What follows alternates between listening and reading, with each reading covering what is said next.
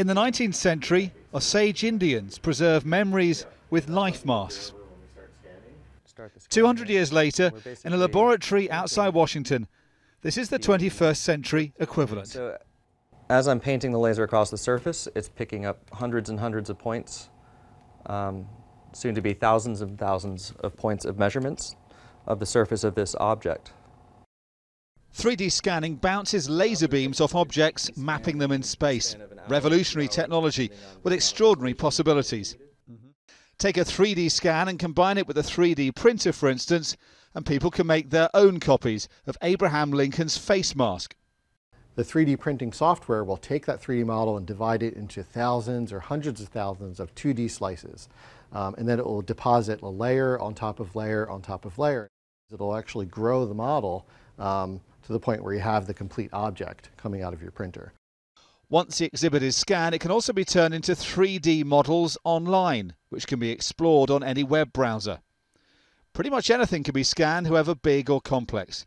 With the right equipment, Smithsonian scientists were able to scan all the complicated geometry of this fossilised mammoth skeleton, and even the Wright brothers aircraft.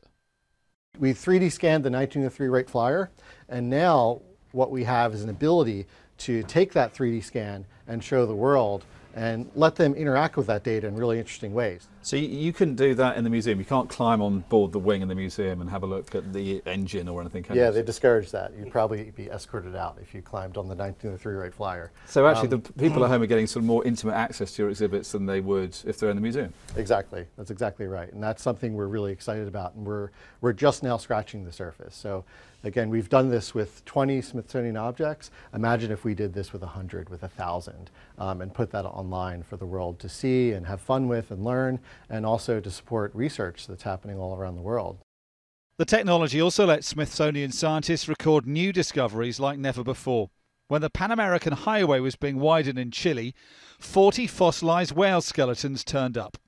The team flew out to record the discovery before the bulldozers moved in.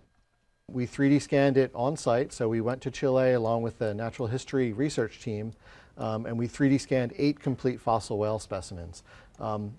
The really great thing about that is that we're able to allow for research to continue even while this site no longer exists.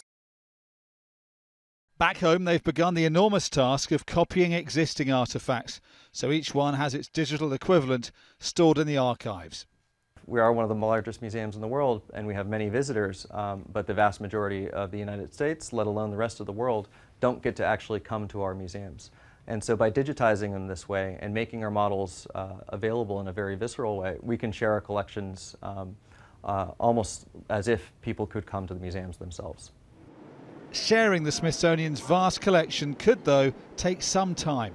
20 artefacts have been scanned so far.